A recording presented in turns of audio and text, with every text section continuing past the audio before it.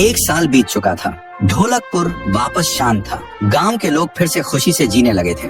हर पूर्णिमा को लोग एक दिया जलाकर ठुन ठुन ठुन साहुर को याद करते थे। पर एक रात कुछ ऐसा हुआ जो फिर से सब कुछ बदल के रख दिया। लाशें फिर से मिलने लगी। हर 2 दिन बाद किसी न किसी के घर के सामने एक कटी हुई लाश पड़ी होती। गांव फिर से कांप उठा। एक दिन सब लोग महाराज के पास पहुंचते हैं और रो रो कर गांव की घटनाओं के बारे में बताते हैं। रात को महाराज 2 सेनापतियों से कहते हैं, जाओ और खोजो इस कांड के पीछे कौन है। लेकिन सुबह सिर्फ उनकी लाशें लौट कर आईं। एक का सिर था ही नहीं, दूसरे के पैर कट चुके थे।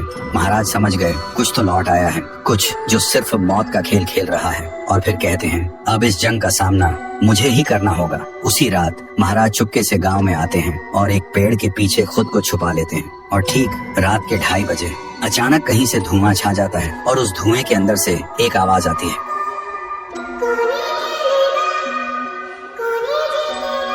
और फिर धुएं के बीच से निकलती है एक गुड़िया, गोल आंखें, एक बेजान सी मुस्कान, लेकिन चेहरा मौत का पैगाम।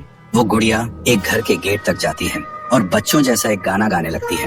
उसके गाने की आवाज सुनकर एक आदमी बाहर आता है और अगले ही पल वो गुड़िया उसका सिर चबा जाती है। वो आदमी तड़प तड़प के वहीं जमीन पर गिर जाता है। महाराज सब कुछ देखते हैं। उनकी आंखें भर जाती हैं। उन्हें समझ आ जाता है इसके सामने जाना मतलब खुद का अंत लिखना है। अगली सुबह गांव के लोग इकट्ठा होते हैं। महाराज कहते हैं, ये पिछले भूत से भी ज्यादा डरावनी है।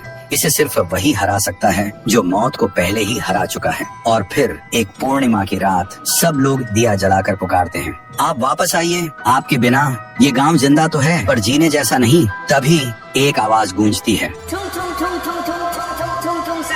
और उसी देह की आग से एक जलता हुआ पेड़ बनने लगता है और उसी पेड़ में से ठुन ठुन ठुन साहुर निकलता है। तभी फिर से वही धुआं छा जाता है और उसके साथ ही एक आवाज।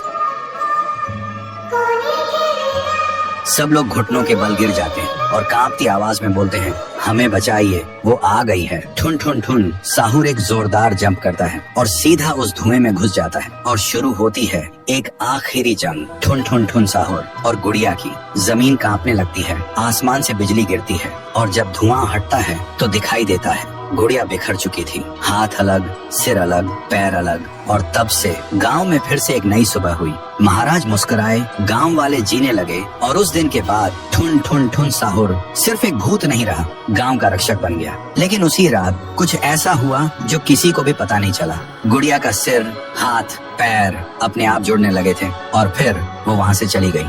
तो दोस्तों, आप देखना चाहते हैं पीहू वर्सेस गुड़िया, तो इस वीडियो पे 1 मिलियन लाइक पहुंचा दे।